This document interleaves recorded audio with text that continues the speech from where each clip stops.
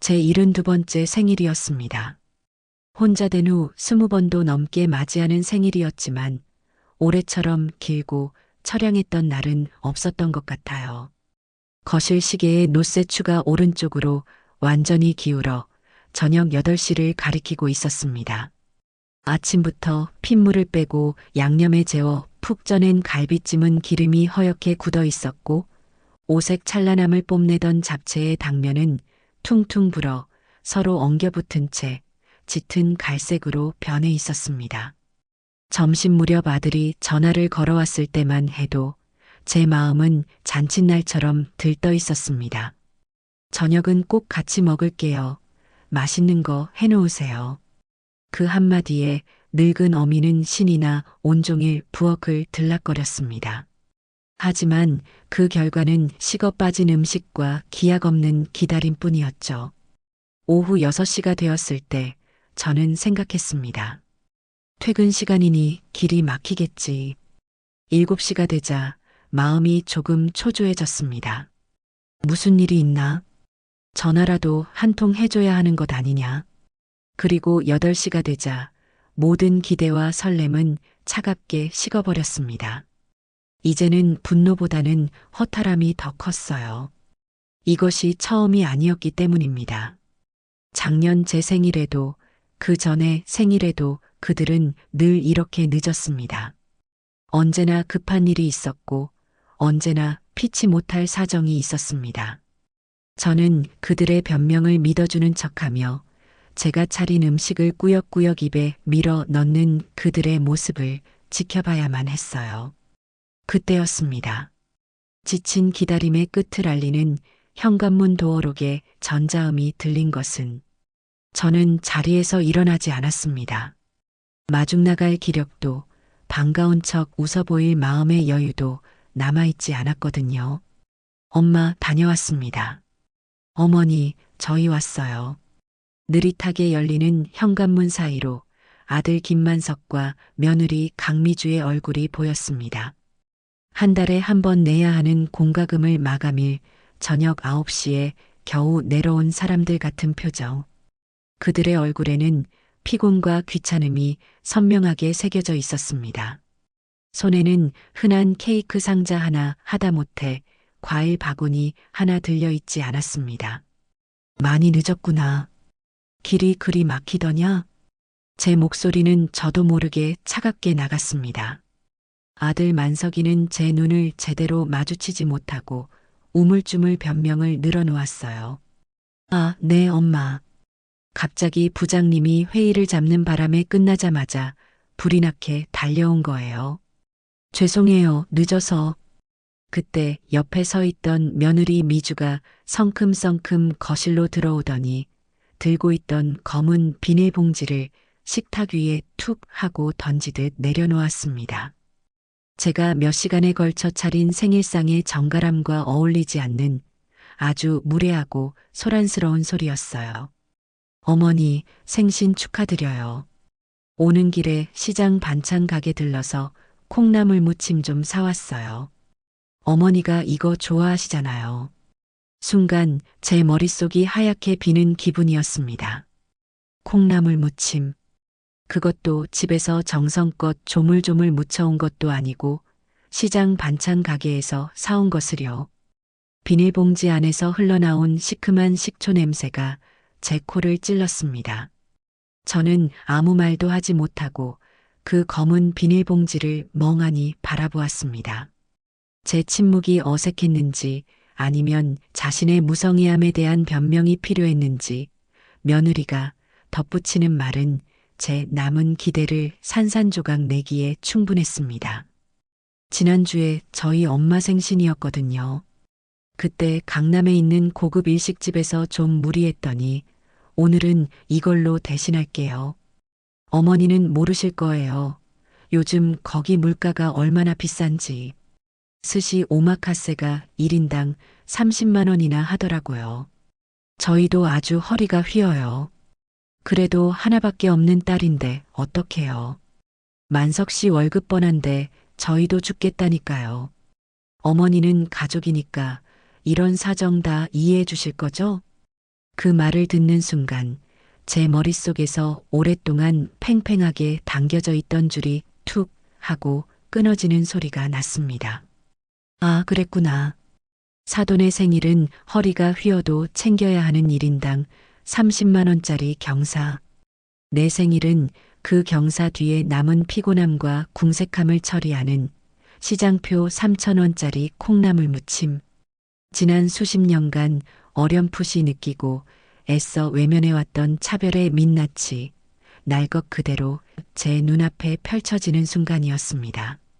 그들의 이기적인 계산법 속에서 제 가치는 정확히 콩나물 한 봉지 값으로 매겨져 있었던 겁니다. 제 옆에 서서 안절부절 못하며 제 눈치만 살피는 아들의 얼굴이 보였습니다. 아들은 필사적으로 이 어색하고 냉랭한 상황을 수습하려 했어요. 엄마. 미주 말은 그런 뜻이 아니고 우리가 요즘 경제적으로 좀 힘들어서 그렇다는 거지. 엄마한테는 저희가 다음에 더 좋은 거 해드릴게요. 응? 엄마는 가족이니까 이해해 주실 거죠? 가족이니까. 오늘따라 그 말이 참을 수 없이 역겹고 위선적으로 들렸습니다. 가족이니까 비싼 일식집 대신 3천 원짜리 콩나물 무침을 줘도 되고, 가족이니까 이런 모욕짐은 허허 웃으며 넘겨야 한다는 뜻인가요? 저는 더 이상 그들의 얼굴을 보고 싶지 않았습니다. 저는 천천히, 아주 천천히 몸을 일으켰습니다. 그리고 식탁 위에 검은 비닐봉지를 집어들었습니다. 차갑고 축축한 감촉이 손바닥에 전해졌어요. 어머니, 뭐 하시게요?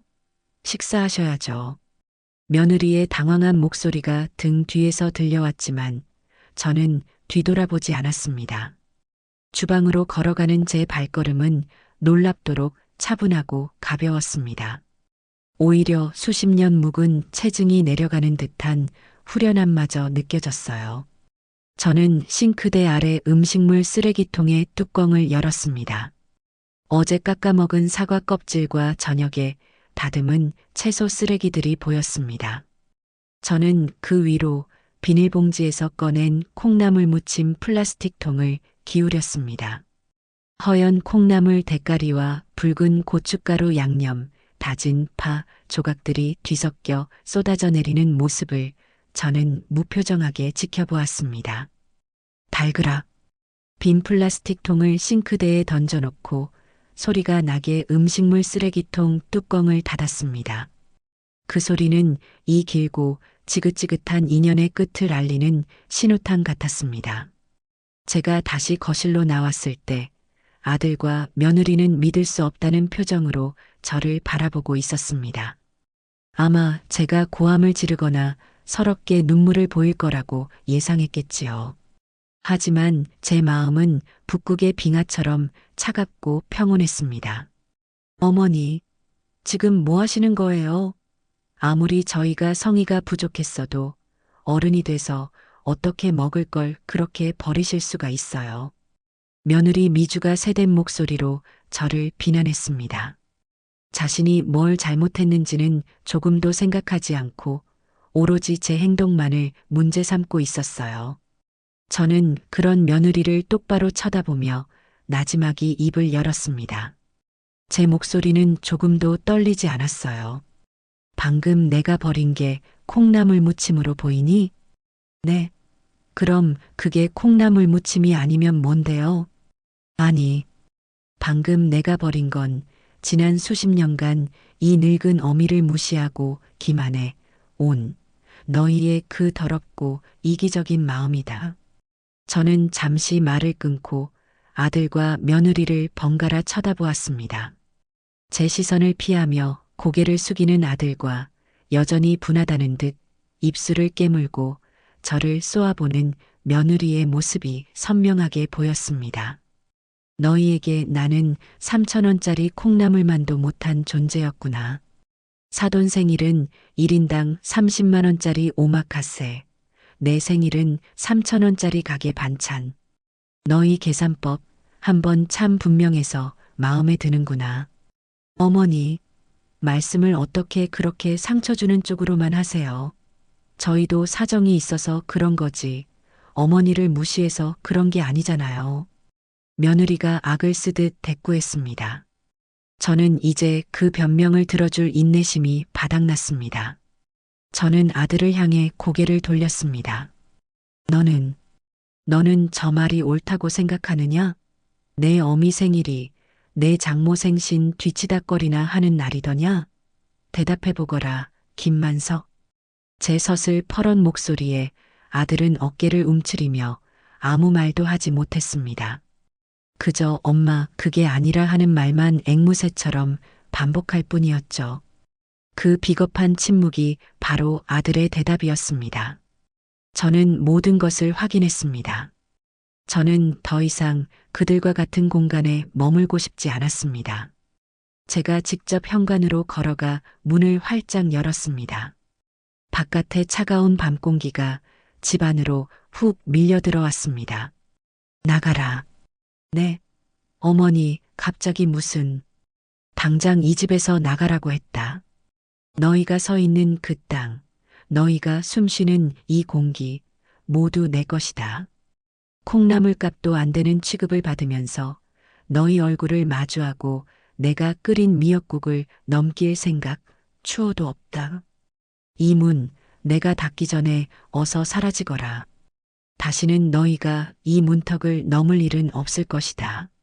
제 단호한 말에 아들 내외는 그 자리에 얼어붙었습니다. 평생 자식 앞에서 큰 소리 한 번 내지 않았던 제가 제 인생에서 가장 차갑고 단호한 목소리로 그들을 내쫓고 있었습니다. 더 이상 그들의 변명도 눈물도 보고 싶지 않았어요. 저의 72번째 생일날 밤, 저는 제 손으로 직접 제 인생의 가장 큰 혹을 떼어내고 있었습니다. 그것은 고통스럽기보다는 오히려 아주 후련하고 완벽한 해방이었습니다. 현관문이 닫히는 육중한 소리가 집 전체를 울렸습니다. 저는 그 소리를 등지고 한참이나 서 있었습니다. 쫓겨나듯 사라진 아들 내외의 뒷모습 대신 제 눈에는 텅 빈 현관 바닥과 그들이 황급히 구겨 신고 나간 자리에 nak은 희미한 신발 자국만이 보였어요. 방금 전까지 집안을 가득 채웠던 고성과 악의에 찬 변명들이 거짓말처럼 사라지고 그 자리를 무겁고 서늘한 적막이 채웠습니다. 후련했지만 한편으로는 가슴 한구석이 아릿하게 저려왔습니다. 제 손으로 제사를 도려낸 듯한 통증이었습니다. 하지만 후회는 없었어요. 골마 터지기 직전에 종기를 짜냈을 때의 시원함에 더 가까운 감정이었습니다. 저는 천천히 몸을 돌려 식탁으로 향했습니다. 김이 오르던 갈비찜은 이제 차갑게 식어 허연 기름이 엉겨붙어 있었고 정성껏 부쳐낸 오색 꼬치전의 색감도 조명 아래에서 빛이 바래 보였습니다. 이 모든 것은 이제 그저 음식물 쓰레기에 불과했습니다. 저는 그 음식들을 하나씩 쟁반에 담기 시작했습니다. 그들의 입으로 들어갈 일은 이제 영원히 없을 테니까요. 제 손길에는 분노나 슬픔 같은 격한 감정은 실려 있지 않았습니다. 마치 수십 년 해온 일과처럼 아주 기계적이고 무심한 동작이었어요. 음식물 쓰레기통을 한가득 채우고 나서야 저는 소파에 몸을 기댔습니다. 집이 유난히 넓고 텅 비게 느껴졌어요. 남편이 세상을 떠나고 아들이 결혼해 이 집을 나갔을 때도 이 정도는 아니었습니다. 그때는 그리움과 허전함이었지만 지금 제가 느끼는 감정은 그와는 종류가 다른 완전한 고립감이었습니다. 하지만 이상하게도 그 고립감이 싫지 않았습니다. 오히려 누구에게도 방해받지 않는 온전한 평화처럼 느껴졌어요. 저는 자리에서 일어나 집안을 천천히 걷기 시작했습니다. 마치 처음 와보는 집을 구경하는 사람처럼요. 가장 먼저 아들 만석이가 쓰던 방으로 향했습니다. 결혼한 후에도 아들의 방은 거의 그대로였습니다. 책상 위에는 대학교 때 쓰던 낡은 컴퓨터가 놓여 있었고, 책장에는 먼지 쌓인 전공 서적과 띠바랜 만화책들이 빼곡히 꽂혀 있었습니다. 저는 책상 의자에 조용히 앉아 보았습니다. 의자가 삐걱거리는 소리를 냈어요. 이 의자에 앉아 밤늦도록 공부하던 아들의 뒷모습, 친구들과 장난치며 떠들던 웃음소리가 어렴풋이 떠올랐습니다. 그때의 만석이는 참 착하고 속 깊은 아들이었는데 어쩌다 제 어미의 가슴에 대못을 박는 그런 사람이 되었을까요? 저는 책상 서랍을 열어보았습니다. 그 안에는 낡은 앨범 하나가 들어 있었어요. 앨범을 펼치자 유치원 재롱잔치에서 삐뚤빼뚤한 왕관을 쓰고 활짝 웃는 만석이의 사진이 가장 먼저 저를 반겼습니다. 그 옆에는 초등학교 입학식 날 제 손을 꼭 잡고 긴장한 표정으로 서 있는 사진도 있었죠. 사진 속에 저는 아들보다 더 설레는 얼굴로 웃고 있었습니다. 한 장 한 장 넘길 때마다 제 젊은 날과 아들의 성장 과정이 파노라마처럼 스쳐 지나갔습니다. 남편 없이 홀로 아들을 키우는 것이 고될 때도 많았지만 저는 이 아이만 보고 살았습니다. 세상에 어떤 부모가 그렇지 않겠어요. 앨범의 마지막 장에는 만석이의 결혼 사진이 끼워져 있었습니다. 턱시도를 입은 아들과 웨딩드레스를 입은 며느리 강미주. 사진 속의 미주는 참으로 곱고 환하게 웃고 있었습니다. 저는 저 미소가 진짜라고 믿었어요. 이제 아들에게 좋은 짝이 생겼으니 저의 고생도 끝났다고 생각했습니다. 하지만 그건 저만의 착각이었죠. 미주는 처음부터 저를 남편의 엄마 이상으로 생각하지 않았습니다. 그녀에게 저는 그저 해결해야 할 숙제거나 때로는 이용해야 할 대상일 뿐이었어요. 명절이면 제게는 5만 원짜리 상품권 한 장을 내밀면서 자기 친정에는 수십만 원짜리 한우 세트를 들고 가는 며느리였습니다.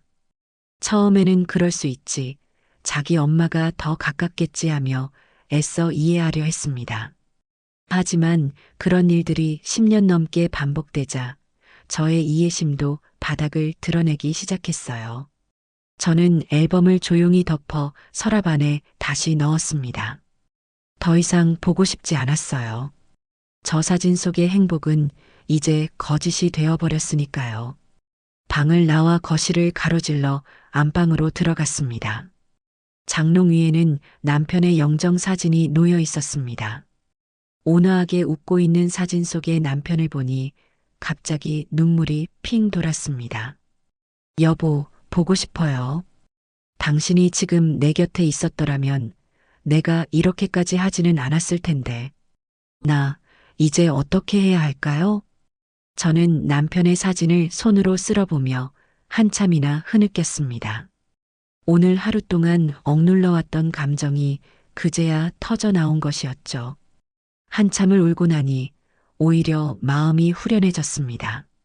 그래, 언제까지 이렇게 살 수는 없어. 언제까지 당하고만 있을 수는 없는 노릇입니다. 제 인생은 아직 끝나지 않았고 이대로 잿더미처럼 쓰러져 갈 수는 없었어요. 눈물을 닦고 저는 안방에서 가장 귀한 물건들을 보관하는 자개장으로 향했습니다. 더듬더듬 열쇠를 찾아 자물쇠를 열자 은은한 나무 향과 함께 제 인생의 중요한 문서들이 모습을 드러냈습니다. 그 중에서도 가장 아래에 고이 모셔둔 두꺼운 한지 봉투를 꺼내 들었습니다. 봉투 안에는 이 집의 집문서와 등기권리증이 들어 있었습니다. 남편과 제 이름이 나란히 적혀 있는 그 서류를 보니 20년 전 이 집으로 이사 오던 날이 생각났습니다. 남편의 퇴직금과 제가 평생 모은 쌈짓돈을 합쳐 겨우 마련한 우리의 첫 집이었어요. 마당에 잔디를 심고 담벼락에 능소화를 올리며 행복한 미래를 꿈꾸었던 곳. 그 집이 이제는 저 혼자 남아 지키는 성이 되어버렸습니다. 저는 집문서를 들고 서재로 향했습니다. 남편이 쓰던 서재는 그가 떠난 후로 시간이 멈춘 공간이었습니다. 책상 위에는 돋보기 안경과 읽다 만 책이 그대로 놓여 있었어요. 저는 남편의 의자에 조용히 앉았습니다. 그리고 결심했습니다. 이 집을 팔아야겠다고. 이 집은 더 이상 행복한 추억이 깃든 보금자리가 아니었습니다. 아들 내외의 탐욕과 무시가 깃든 감옥이자 제 상처가 켜켜이 쌓인 무덤 같은 곳이었어요. 이 모든 것을 끊어내기 위해서는 이 집을 버리는 수밖에 없었습니다. 저는 남편의 책상 서랍에서 낡은 수첩과 펜을 꺼냈습니다. 그리고 깨끗한 페이지를 펼쳐 제가 앞으로 해야 할 일들을 하나씩 적어 내려가기 시작했습니다.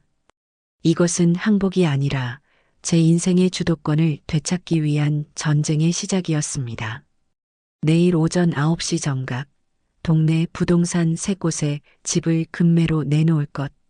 조건은 단 하나, 가장 먼저 계약금을 입금하는 사람에게 팔 것. 가격 흥정은 최소화한다. 목표는 속도. 아들과 며느리의 전화는 일절 받지 않는다. 문자는 확인하되 답장하지 않는다. 계약이 성사되면 즉시 새로운 거처를 알아볼 것. 아들 내외가 절대 찾을 수 없는 곳으로. 수첩에 4가지 계획을 적고 나니 제 마음은 놀랍도록 평온해졌습니다. 두려움은 사라지고 차가운 결의만이 남았습니다. 저는 스마트폰을 들어 김포시, 부동산, 급매 전문 등의 키워드를 검색하기 시작했습니다. 수많은 부동산의 상호와 전화번호가 화면을 가득 채웠어요. 저는 그 중에서 가장 광고를 많이 하고 가장 평이 좋은 3곳의 번호를 수첩에 옮겨 적었습니다. 내일 아침 저 번호들이 제 인생을 바꿀 무기가 될 것이었습니다. 그날 밤 저는 뜬 눈으로 밤을 새웠습니다. 창밖이 희미하게 밝아오는 것을 보며 저는 제 인생의 가장 길었던 밤이 끝나고 새로운 아침이 오고 있음을 직감했습니다. 그것은 복수의 아침이자 새로운 시작을 알리는 희망의 아침이었습니다. 동이 트고 세상이 다시 소란스러워지기 시작했지만 제 마음은 오히려 전날 밤보다 더 고요하고 단단해져 있었습니다. 잠을 한숨도 자지 못했지만 전혀 피곤하지 않았어요. 오히려 정신이 맑아지는 기분이었습니다. 저는 평소처럼 일어나 간단히 씻고 옷을 갈아입었습니다. 평소에 입던 헐렁한 몸빼 바지 대신 장롱 깊숙이 넣어두었던 외출용 바지와 블라우스를 꺼내 입었습니다. 마치 중요한 전투에 나서는 장수처럼 스스로의 마음을 다잡기 위한 의식이었습니다. 식사는 간단히 누룽지를 끓여 먹었습니다. 어제 차렸던 그 화려한 생일상은 이제 흔적도 없이 사라졌어요. 식사를 마치고 설거지를 하는 동안에도 제 머릿속은 온통 앞으로의 계획으로 가득 차 있었습니다. 시계를 보니 오전 8시 50분. 저는 정확히 9시가 되기를 기다렸습니다. 조급하게 굴고 싶지 않았어요.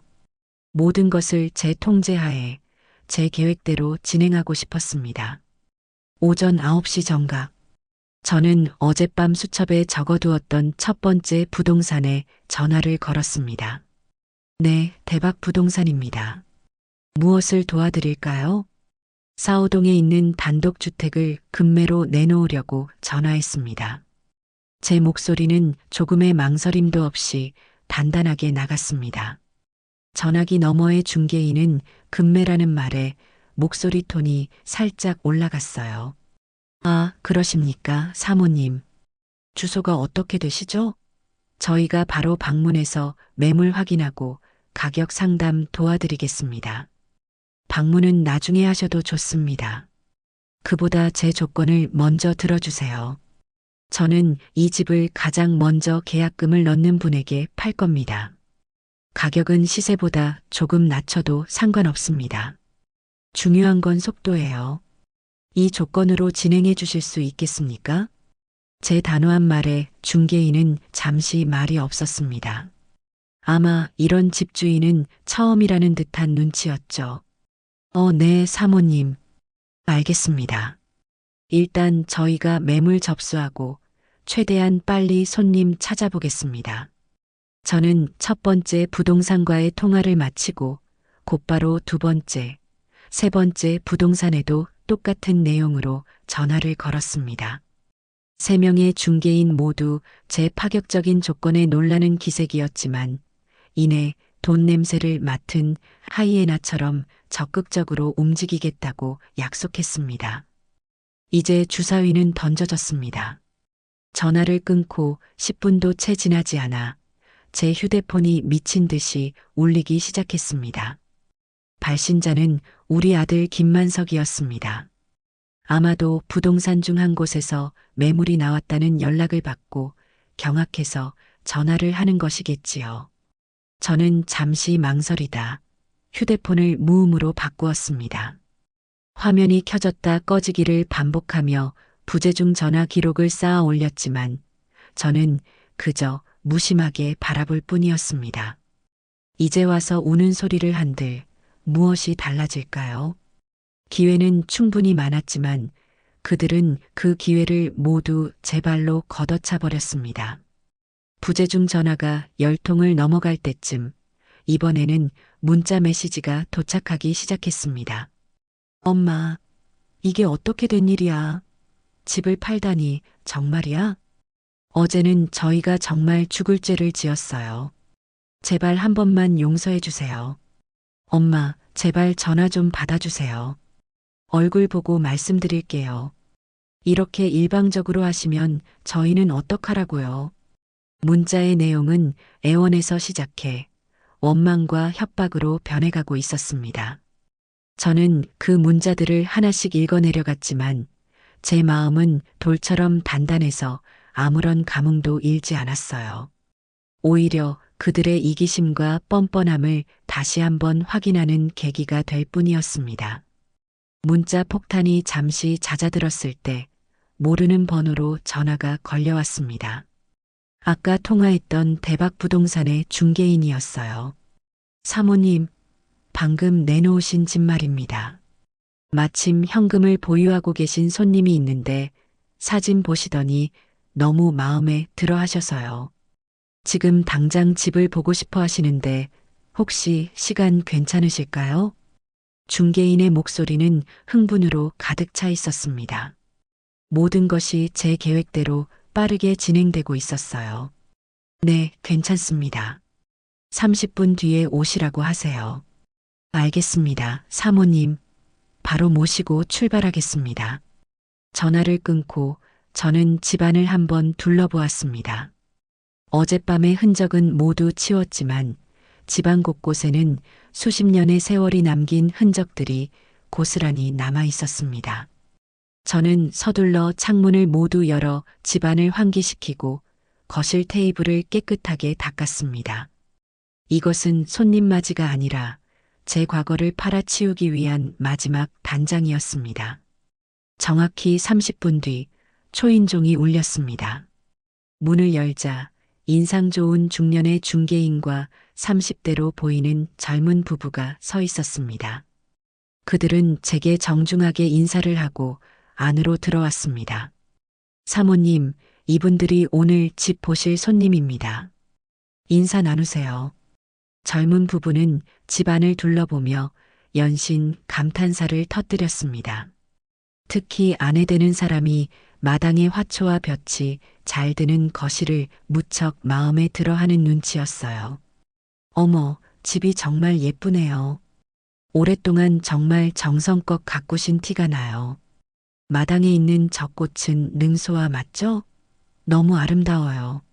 네, 맞습니다. 해마다 여름이면 저렇게 예쁜 꽃을 피운답니다. 저는 미소를 지으며 대답했지만 마음 한편으로는 씁쓸함이 밀려왔습니다. 제 아들과 며느리는 단 한 번도 이 집의 아름다움에 대해 이야기한 적이 없었습니다. 그들에게 이 집은 그저 나중에 차지할 재산 목록 1호에 불과했으니까요. 하지만 오늘 처음 본 이 젊은 부부는 이 집의 가치를 한눈에 알아보는 듯 했습니다. 집을 모두 둘러본 젊은 부부는 서로 무언가를 상의하더니 중개인을 통해 조심스럽게 말을 꺼냈습니다. 사모님, 저희가 이 집이 정말 마음에 들어서요. 혹시 실례가 안 된다면 바로 계약을 진행하고 싶은데 가능할까요? 모든 것이 너무나 순조로웠습니다. 마치 하늘이 저를 돕고 있는 것 같았어요. 저는 기다렸다는 듯이 고개를 끄덕였습니다. 제 인생의 새로운 막이 드디어 오르고 있었습니다. 네, 좋습니다. 그렇게 하시지요. 제 입에서 나온 대답은 저 자신도 놀랄 만큼 단호하고 차분했습니다. 그 말 한마디에 맞은편에 앉아있던 젊은 부부의 얼굴에는 안도와 기쁨이 한 번에 피어났고 제 옆에 서 있던 중개인은 됐다 하는 표정으로 쾌재를 부르며 서둘러 제게 다가왔습니다. 그의 얼굴에는 노련한 사냥꾼이 마침내 먹잇감을 잡았을 때의 만족감이 가득했습니다. 사모님, 역시 현명한 판단이십니다. 그럼 바로 저희 사무실로 가셔서 계약서 작성하시죠. 마침 손님께서도 시간이 괜찮다고 하십니다. 이런 좋은 인연은 바로 잡아야 하는 법입니다. 저는 한치의 망설임도 없이 고개를 끄덕였습니다. 쇳불도 당김에 빼라는 말이 있지 않습니까? 이 기회를, 이 결심을 단 1초라도 늦추고 싶지 않았어요.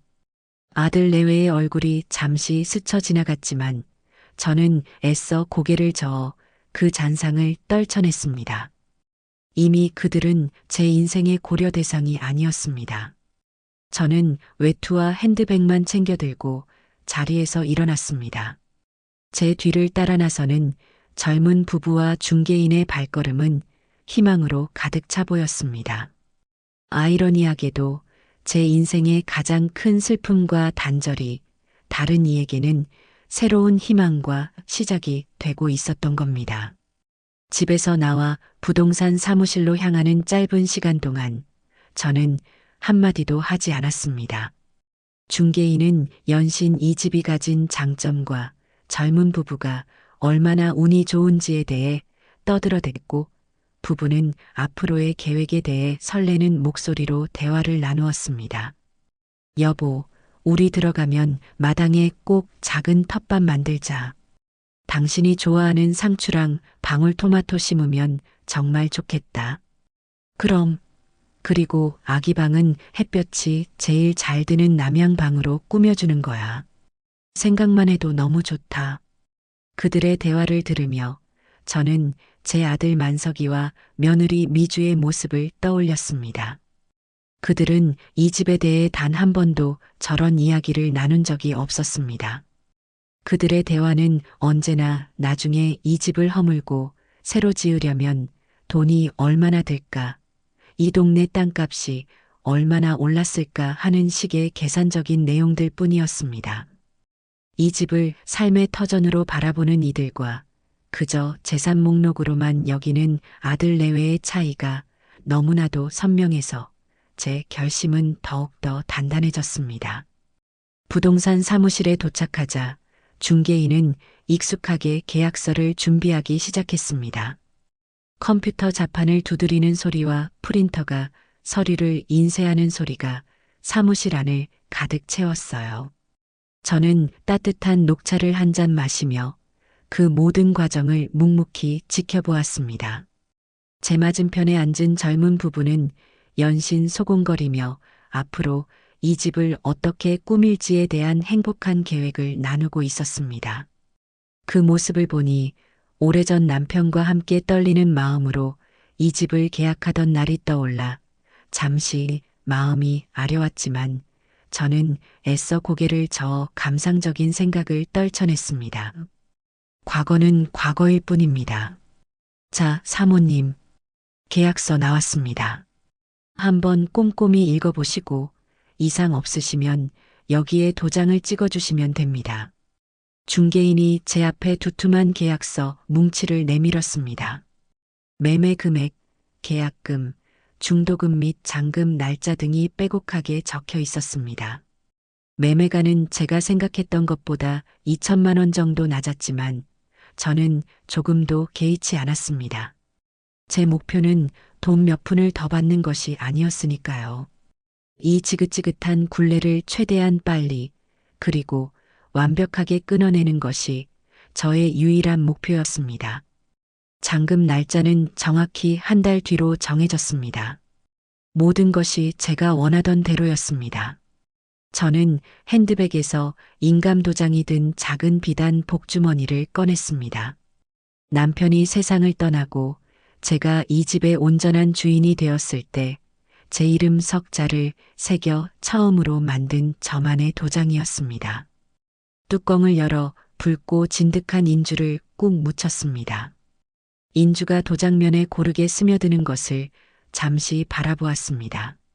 그리고 계약서에 매도인 박선자라고 적힌 제 이름 옆에 네모난 칸에 한치의 망설임도 없이 도장을 찍었습니다. 쾅! 둔탁한 소리가 조용한 사무실 안을 울렸습니다. 그것은 마치 제 과거와의 완전한 단절을 선언하는 망치 소리 같았고 제 인생의 새로운 장을 여는 예포 소리 같기도 했습니다. 저는 하얀 종이 위에 선명하게 찍힌 제 이름 석자를 가만히 내려다보았습니다. 그 순간 저는 더 이상 누군가의 아내나 엄마가 아닌 오직 저 자신, 박선자라는 한 인간으로 바로 선 기분이었습니다. 계약을 모두 마치고 매수자인 젊은 부부가 그 자리에서 제 통장으로 계약금을 바로 이체했습니다. 잠시 후 제 휴대폰에서 띵동하는 경쾌한 알림음과 함께 입금 문자가 도착했습니다. 통장에 찍힌 억 단위의 숫자를 보니 비로소 실감이 나기 시작했습니다. 저는 이제 더 이상 그 집에, 그 기억에, 그 인간들에게 묶여 사는 박선자가 아니었습니다. 수억 원의 현금을 손에 쥔 누구에게도 기대거나 아쉬운 소리를 할 필요가 없는 완전하고 자유로운 존재가 된 것이었습니다. 부동산 사무실을 나서자 중개인이 건물 바깥에 매매 완료라고 적힌 커다란 스티커를 붙였습니다. 붉고 선명한 글씨가 제 눈에 확 들어왔습니다. 이제 모든 것은 끝났습니다. 그 누구도 되돌릴 수 없는 강을 건넌 것이었죠. 저는 젊은 부부와 가볍게 목례를 나누고 그들과 반대 방향으로 걸음을 옮겼습니다. 이제 어디로 가야 할까 잠시 생각하며 발걸음을 옮기던 바로 그때였습니다. 어디선가 저를 부르는 거의 비명에 가까운 다급한 목소리가 들려온 것은 엄마, 엄마. 고개를 돌리자 저 멀리서 아들 만석이가 이쪽을 향해 헐레벌떡 뛰어오고 있었습니다. 그의 뒤로는 며느리 미주도 창백하게 질린 얼굴로 따라오고 있었어요. 아마 부동산에서 보낸 매물 계약 완료 문자를 받고 이곳으로 미친 듯이 달려온 모양이었습니다. 그들의 행색은 말이 아니었어요. 만석이는 아침에 입고 나갔을 양복 상의도 벗어 던진 채 셔츠 바람이었고 넥타이는 답답한지 반쯤 풀어져 비뚤어져 있었습니다. 미주는 늘 완벽하던 화장은 어디 가고 화장기 하나 없는 얼굴에 머리가 산발이 되어 있었습니다. 엄마, 이게 정말이에요? 정말 집을 파신 거예요? 어떻게 저희한테 말 한마디 없이. 만석이가 제 앞에 겨우 멈춰서서 숨을 헐떡이며 물었습니다. 그의 눈에는 원망과 배신감, 그리고 모든 것을 잃어버린 사람 특유의 절망감이 뒤섞여 있었습니다. 저는 그런 아들을 아무런 표정 없이 마치 길에서 처음 본 사람을 대하듯 무심하게 올려다보았습니다. 그래, 팔았다. 내가 본 그대로다. 이제 저 집은 더 이상 내 집이 아니다. 어떻게 그러실 수가 있어요? 농담이시죠? 제발 농담이라고 해주세요, 엄마. 내가 너희와 농담할 사이더냐. 제 차가운 대답에 만석이는 할 말을 잃은 듯 입만 벙긋거렸습니다. 바로 그 순간 뒤따라온 며느리 미주가 제게 악을 쓰듯 달려들었습니다. 어머니, 제정신이세요? 노망 나셨어요? 저 집이 어떤 집인데 아버지랑 평생 일궈서 마련한 집이잖아요. 그걸 이렇게 하루아침에 팔아버리시면 어떡해요? 저희는 이제 어디 가서 살라고요? 며느리의 입에서 나온 아버지라는 단어에 저는 실소를 금할 수 없었습니다. 살아생전에는 단 한 번도 제대로 된 안부 인사 한 번 건넨 적 없던 며느리가 이제 와서 제 남편을 들먹이는 꼴이 우습기 짝이 없었거든요. 너는 내 남편을, 너의 아버지를 입에 담을 자격이 없다.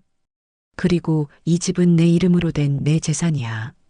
내 재산을 내 마음대로 처분하는데 너희에게 허락받을 이유는 없지. 허락이 문제가 아니잖아요. 상의를 하셨어야죠. 평생 저희가 어머니 모실 생각하고 산 건 모르세요? 어떻게 아들 앞길을 이렇게 막으실 수가 있어요? 드디어 며느리의 본심이 튀어나왔습니다. 아들의 앞길이라는 말이 제 가슴을 후벼 팠습니다. 결국 그들에게 저는 아들의 미래를 위한 발판, 그 이상도 이하도 아니었던 겁니다. 제 분노는 이제 동정심조차 허락하지 않을 정도로 차갑게 식어버렸습니다. 저는 제 인생에서 가장 잔인하고 냉정한 목소리로 그들에게 마지막 선고를 내렸습니다. 너희가 내 노후를 책임진다고? 무엇으로? 그 콩나물 한 접시로 말이냐? 그 말 지나가던 개가 웃겠다. 제 말에 며느리의 얼굴이 새하얗게 질렸습니다. 저는 말을 멈추지 않았습니다. 너희 앞길은 너희가 벌어서 닦는 것이지 내 집을 담보로 닦는 것이 아니다. 너희는 너희가 내게 준 모욕감에 비하면 이 집값은 아무것도 아니라는 것을 왜 모르느냐. 그깟 콩나물 한 접시가 문제가 아니야.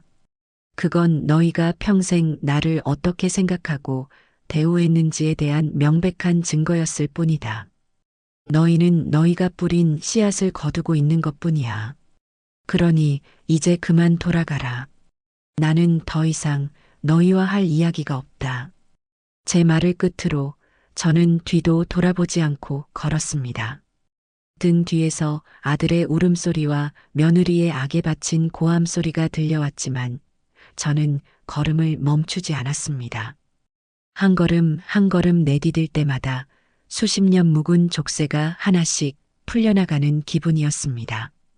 제 눈앞에는 비록 불확실하지만 누구의 간섭도 없는 온전한 자유의 길이 펼쳐져 있었습니다. 이제 그 길을 따라 오직 저만을 위한 인생을 살아갈 것이었습니다. 등 뒤에서 아들 김만석의 울음 섞인 고함과 며느리 강미주의 악에 바친 저주가 비수처럼 날아와 박혔지만 저는 단 한 번도 뒤를 돌아보지 않았습니다. 제 발걸음은 조금도 흐트러지지 않았어요. 마치 수십 년간 제 발목을 붙잡고 있던 무거운 족쇄가 끊어져 나간 듯 한 걸음 한 걸음 내디딜수록 몸이 오히려 가벼워지는 기이한 감각에 휩싸였습니다.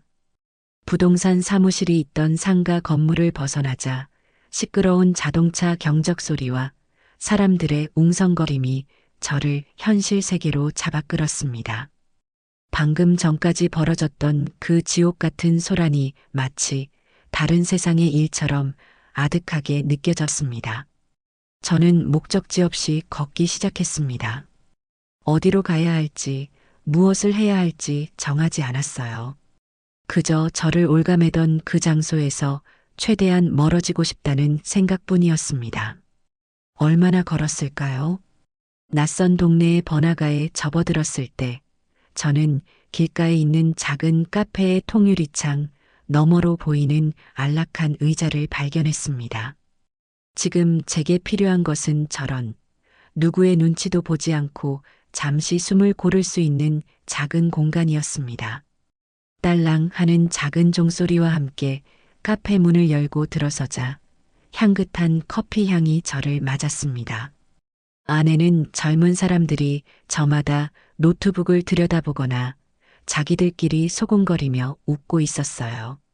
저 같은 늙은이는 어울리지 않는 공간이었지만 이상하게도 누구 하나 제게 관심을 두지 않는 그 익명성이 저를 편안하게 만들었습니다.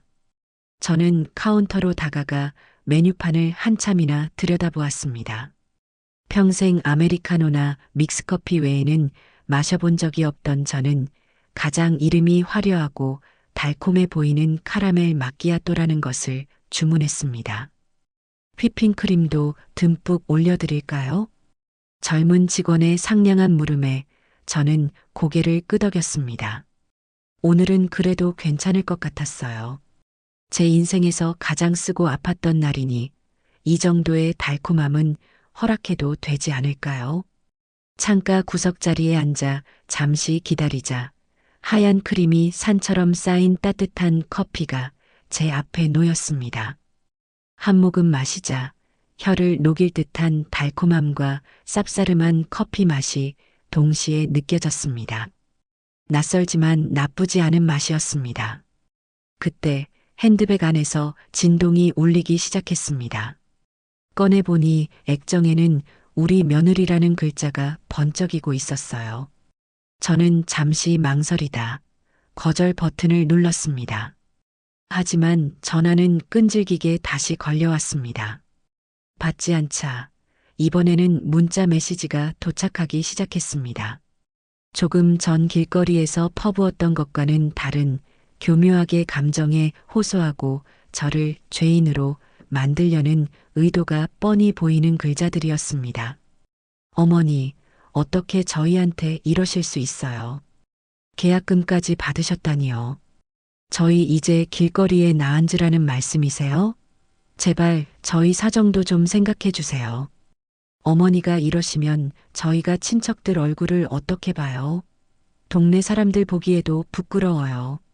제발 집안 망신은 시키지 말아주세요. 만석 씨가 지금 충격받아서 거의 쓰러질 지경이에요. 만약 만석 씨 잘못되기라도 하면 어머니가 책임지실 거예요? 저는 그 문자들을 하나씩 아주 천천히 읽어내려갔습니다. 하지만 제 마음은 미동도 하지 않았어요. 그들의 사정과 체면과 걱정 속에는 제 존재가 단 한 군데도 없었습니다. 오직 자기 자신들 뿐이었죠. 저는 미주의 번호를 찾아 수신 차단 버튼을 눌렀습니다. 그러자 세상이 한결 조용해지는 기분이 들었어요. 이번에는 아들 만석이에게서 문자가 오기 시작했습니다. 며느리의 문자보다 더 비굴하고 감정적인 내용들이었습니다. 엄마, 제가 다 잘못했어요. 제가 불효자식입니다. 제발 한 번만 용서해 주세요. 엄마 얼굴 보고 무릎 꿇고 빌게요.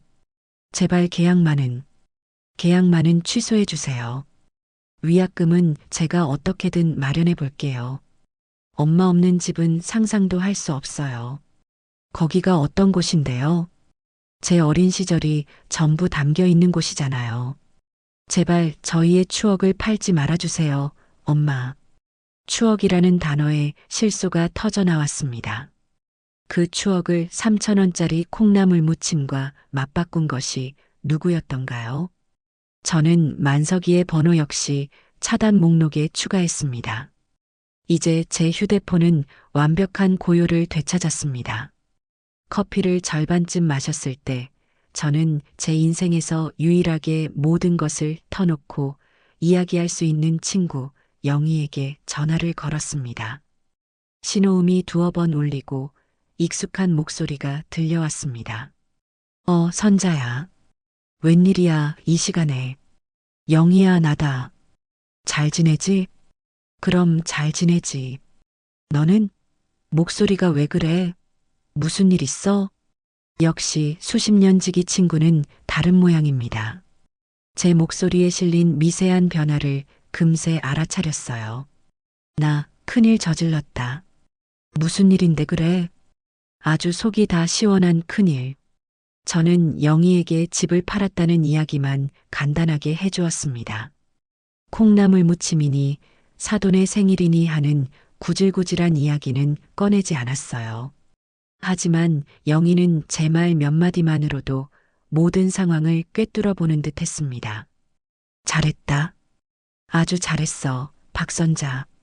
진작에 그랬어야지. 그 집이 어디 너 혼자만의 집이냐? 내 서방이랑 내가 평생 고생해서 일군 너희들 성이지. 그걸 자식놈들이 지들 것인 양구는 꼴 내가 옆에서 보면서 속 터진 게 한두 번이 아니었다. 친구의 말에 저도 모르게 눈시울이 뜨거워졌습니다. 제 편이 있다는 사실이 얼마나 큰 위안이 되는지요. 그래서 이제 어떻게 할 셈이야? 갈 데는 있고, 아직? 이제부터 알아봐야지. 그래서 말인데, 영희야. 나중에 내가 어디로 가든 절대 만석이한테 내 소식 전해주면 안 된다. 약속해 줄 수 있지? 걱정도 팔자다. 내 입이 어떤 입인데. 무덤까지 가지고 갈 테니 걱정 말고 너 하고 싶은 대로 다 하고 살아. 이제라도 내 인생 찾아야지. 알겠냐? 영희와의 통화를 마치고 나니 앞으로 나아갈 용기가 조금 더 생겼습니다. 저는 다시 핸드백에서 어젯밤에 썼던 수첩과 펜을 꺼냈습니다. 그리고 카페의 냅킨 위에 새로운 계획을 적기 시작했습니다. 어젯밤의 계획이 전쟁 선포였다면 지금부터의 계획은 재건에 관한 것이었습니다. 첫째, 최우선으로 내가 살 새로운 집을 구할 것. 조건은 아들 내외가 절대 상상하지 못할 서울의 번화가일 것. 둘째, 내일 당장 휴대폰 번호를 바꿀 것. 새로운 번호는 영희에게만 알려준다. 셋째, 한 달 안에 이삿짐을 모두 정리할 것. 수십 년 묵은 과거의 흔적들을 과감하게 버린다. 넷째, 남은 인생을 오롯이 나 박선자를 위해 쓸 것. 배우고 싶었던 것을 배우고 가고 싶었던 곳을 여행한다. 냅킨 위에 적힌 네 줄의 문장은 제게 새로운 삶의 청사진과도 같았습니다. 저는 곧바로 휴대폰을 들어 부동산 앱을 실행시켰습니다. 그리고 지역을 서울특별시 마포구로 설정했습니다. 한강이 보이고 젊은이들이 넘쳐나는 활기찬 동네. 제가 살아온 김포의 조용한 주택가와는 정반대의 세상이었습니다. 수많은 오피스텔과 아파트의 사진들이 화면을 가득 채웠습니다. 가격은 상상 이상으로 비쌌지만 제가 팔아버린 집값에 비하면 감당 못할 수준은 아니었어요. 저는 그 중에서 가장 마음에 드는 몇 군데의 매물을 관심 목록에 추가했습니다. 심장이 다시 뛰기 시작했습니다. 두려움과 절망이 있던 자리에 이제는 설렘과 희망이 싹트고 있었습니다. 저는 남은 커피를 단숨에 들이켰습니다.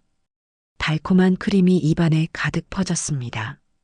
제 인생의 이막은 바로 이 달콤 쌉쌀한 커피 맛처럼 시작되고 있었습니다. 다음 날 아침 저는 다시 한번 전투에 나서는 군인처럼 채비를 갖추고 집을 나섰습니다. 제 첫 번째 목적지는 김포 시내에 있는 휴대폰 대리점이었습니다. 어제 카페에서 세웠던 계획의 두 번째 단추를 끼우는 일이었습니다. 대리점 문을 열고 들어가자 젊은 직원이 상냥하게 저를 맞았습니다. 어서 오세요, 고객님. 무엇을 도와드릴까요?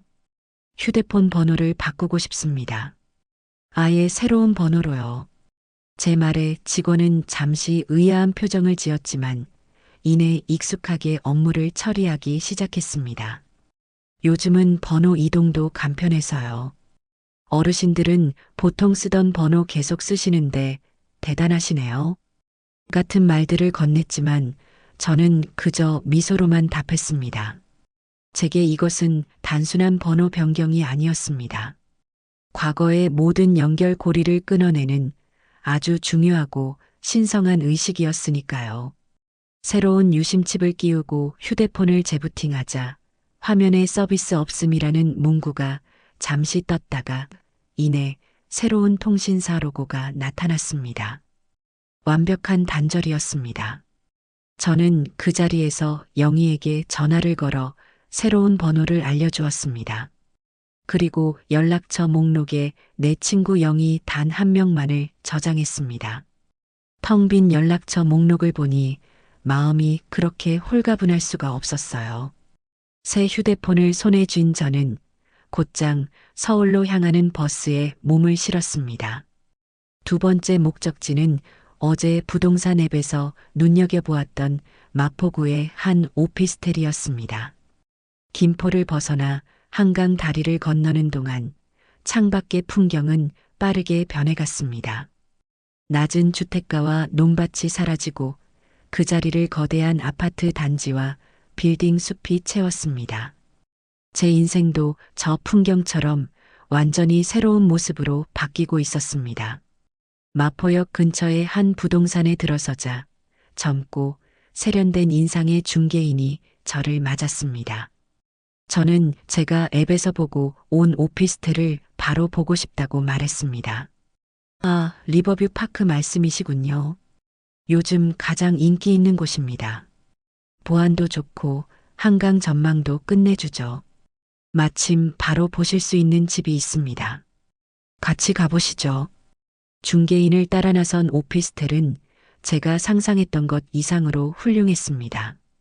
20층이 넘는 건물의 로비는 호텔처럼 깔끔했고 곳곳에 CCTV가 설치되어 있어 안전해 보였습니다. 엘리베이터를 타고 18층에서 내리자 중개인이 카드키로 현관문을 열었습니다. 집 안에 들어서는 순간 저는 저도 모르게 탄성을 내뱉었습니다. 통유리창 너머로 한강과 그 위를 가로지르는 다리, 그리고 강 건너의 빌딩 숲이 한 폭의 그림처럼 펼쳐져 있었습니다. 제가 평생 살아온 김포의 집에서는 볼 수 없었던 역동적이고 화려한 풍경이었어요. 내부는 그리 넓지 않았지만 혼자 살기에는 조금도 부족함이 없어 보였습니다.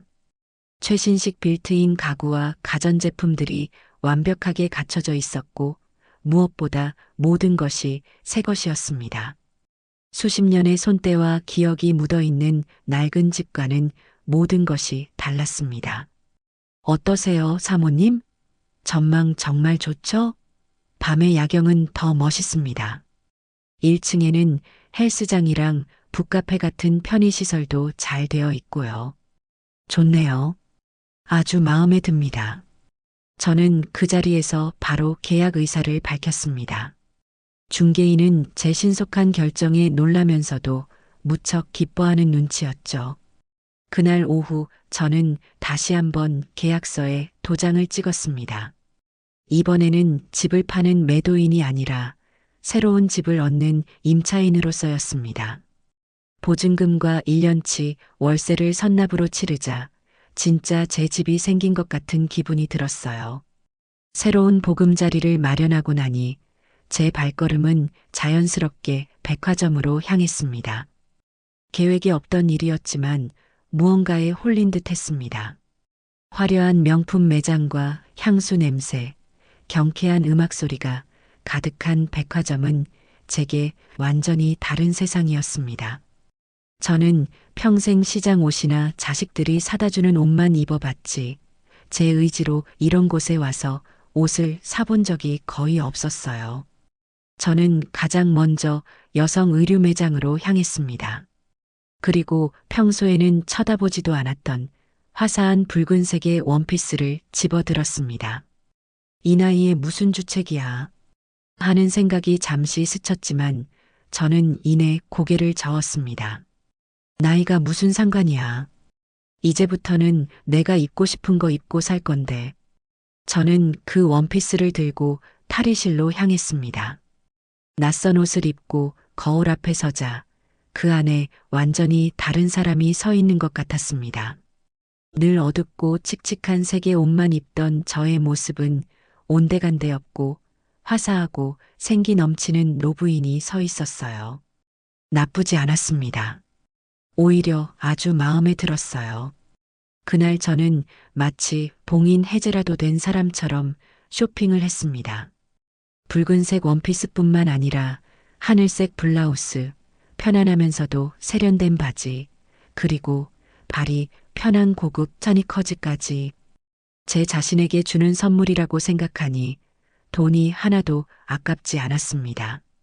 쇼핑백을 양손 가득 들고 백화점을 나서는 제 발걸음은 구름 위를 걷는 것처럼 가벼웠습니다. 김포로 돌아오는 버스 안에서 저는 창밖의 노을을 바라보며 생각했습니다. 불과 이틀 전까지만 해도 저는 아들 내외가 던져준 콩나물 무침에 절망하던 늙은 노인이었습니다. 하지만 이제 저는 서울 한복판에 새로운 집을 얻고 제 마음에 쏙 드는 새 옷을 사입은 독립적이고 자유로운 여성이 되어 있었습니다. 이 모든 변화가 믿기지 않을 정도였어요. 하지만 그것은 분명한 현실이었습니다. 제 손에 들린 쇼핑백의 무게와 가슴속에서 차오르는 벅찬 감정이 그것을 증명하고 있었습니다. 제 인생의 진짜 봄날은 바로 지금부터 시작되고 있었습니다. 잔금을 치르기까지 남은 한 달은 제 인생에서 가장 바쁘고 긴 시간이었습니다. 그 시간 동안 저는 정든 집의 물건들을 정리하기 시작했습니다.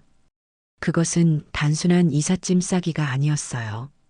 70년이 넘는 제 인생과 30년이 넘는 결혼 생활의 흔적들을 하나씩 마주하고 과감하게 버리는 의식이었습니다. 저는 가장 먼저 옷장부터 정리하기 시작했습니다. 낡아서 색이 바랜 남편의 옷가지들, 유행이 지나 10년 넘게 한 번도 입지 않은 제 옷들, 그리고 아들 만석이가 어릴 때 입었던 작고 귀여운 베네 저고리까지 하나하나 손에 들 때마다 잊고 있던 기억들이 먼지처럼 피어올랐습니다.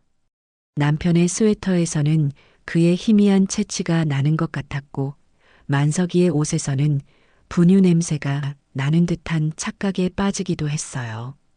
예전 같았으면 차마 버리지 못하고 다시 장롱 깊숙이 넣어두었을 겁니다. 하지만 지금의 저는 달랐습니다. 추억은 가슴에 묻는 거지 물건에 얽매이는 게 아니야. 저는 스스로에게 다짐하며 그 모든 옷들을 커다란 쓰레기 봉투에 담았습니다. 처음에는 가슴이 아렸지만 봉투가 하나씩 채워져 갈수록 오히려 마음이 가벼워지는 것을 느꼈습니다. 과거의 무게를 덜어내는 기분이었어요. 다음은 부엌이었습니다.